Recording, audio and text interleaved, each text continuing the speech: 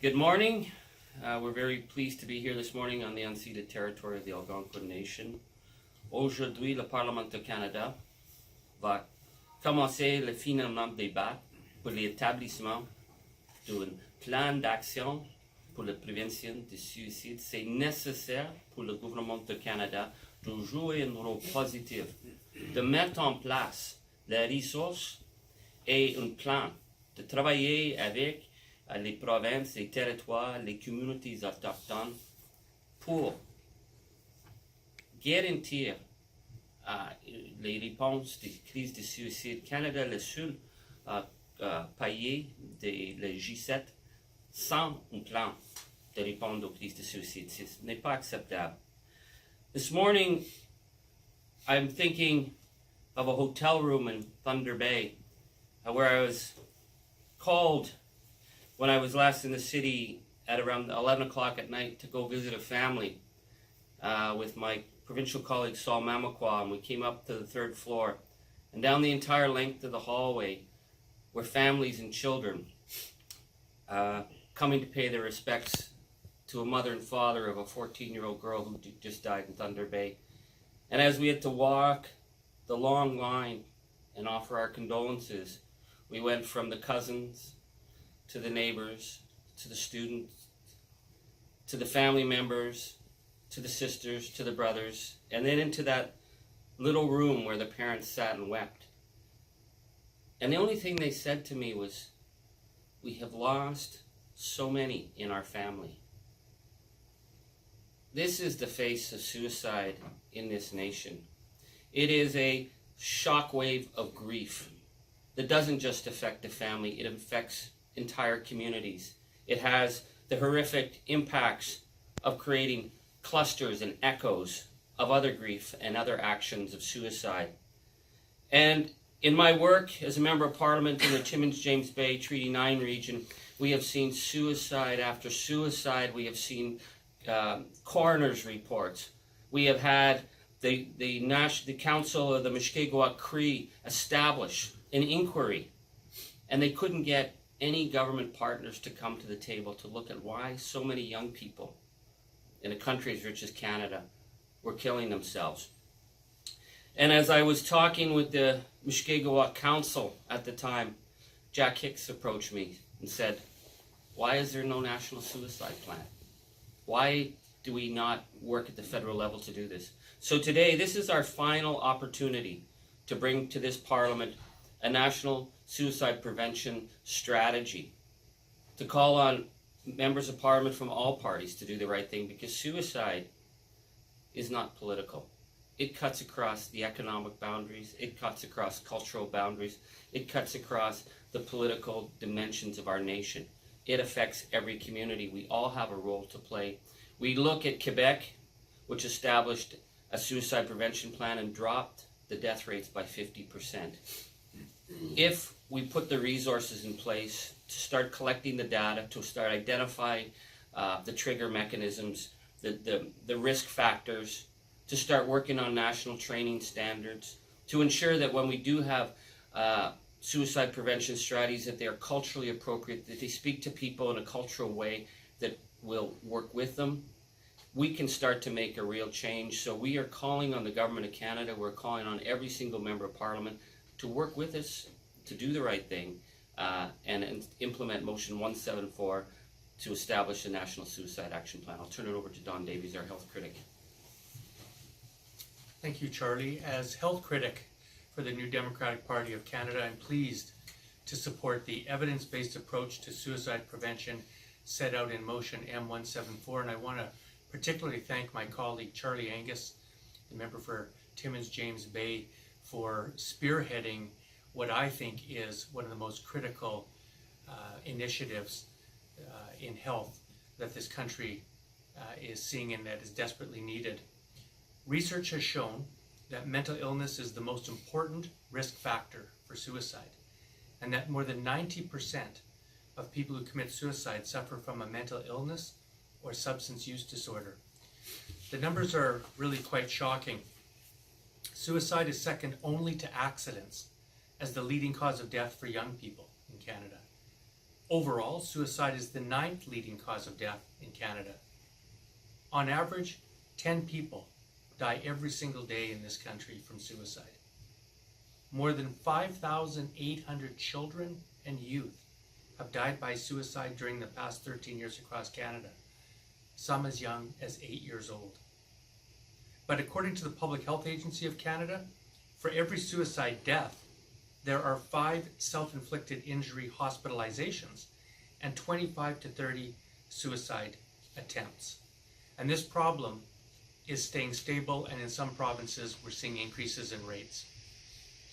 While the federal government has recently made some targeted investments in mental health, there is still a long way to go before mental health care is funded on par with physical health care in Canada and in proportion to the burden of illness.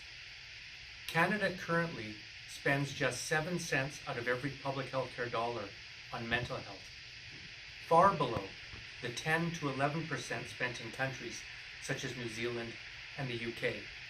In fact, Canada's relatively small investment in mental health care puts us near the back of the pack among developed countries.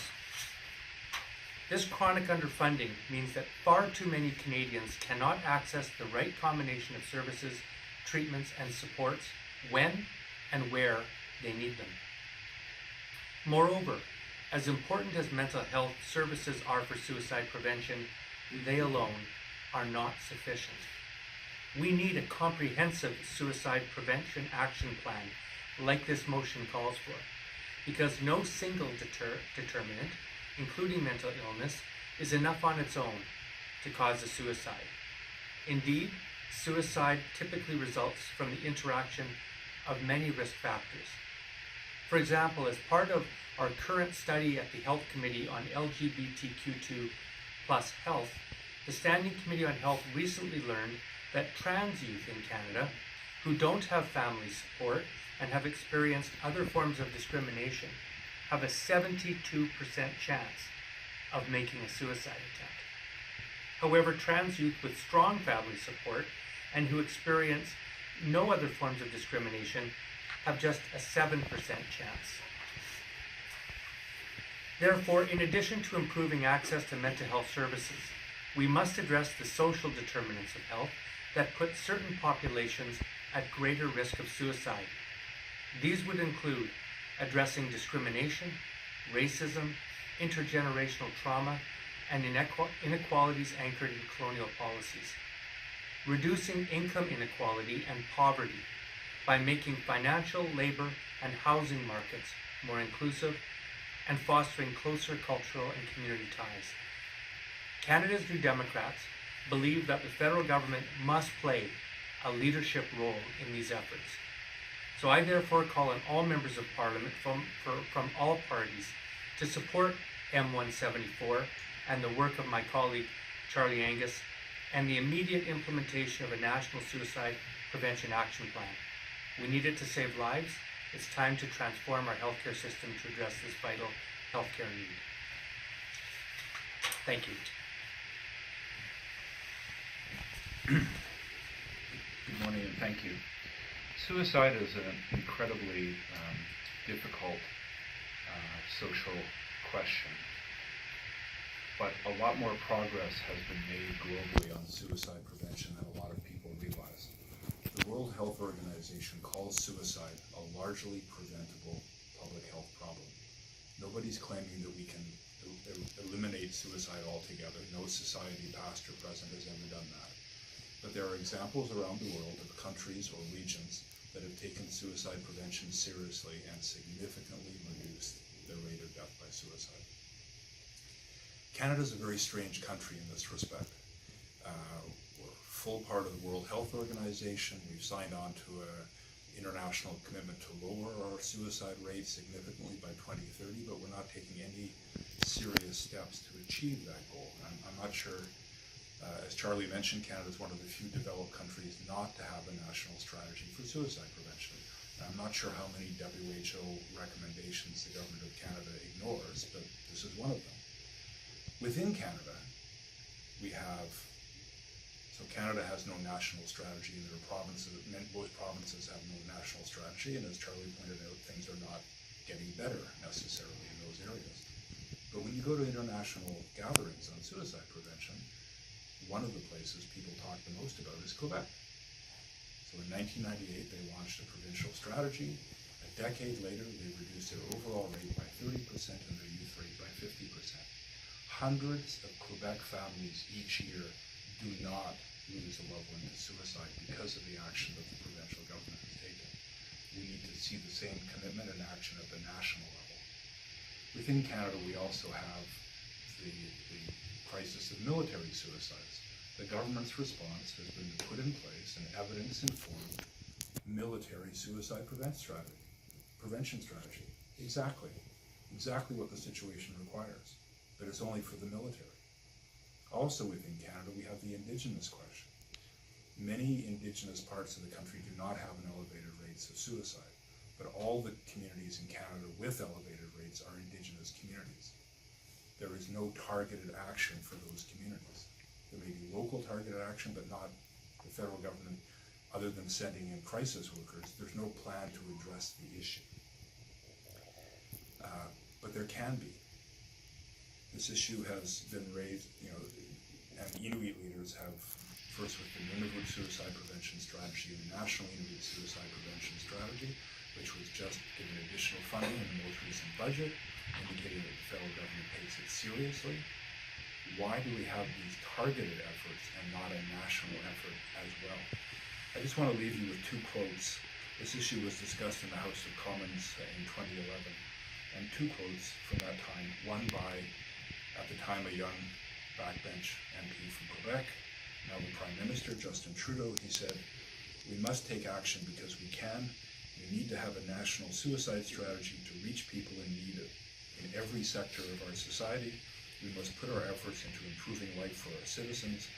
This is what we on this side of the House sincerely believe in, and we hope the government will act accordingly." Carolyn Bennett, now Minister, said at the time, "We want a real strategy, and that means what, when, and how.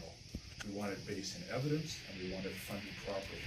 This means that there has to be an ability to use the research and knowledge and translate that into effective policies, effective programs, and practices.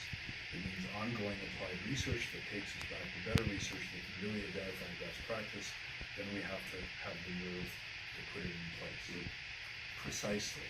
And I hope that all members of the House vote in that spirit this afternoon. Thank you, Charlie, for your leadership on it. Thank you.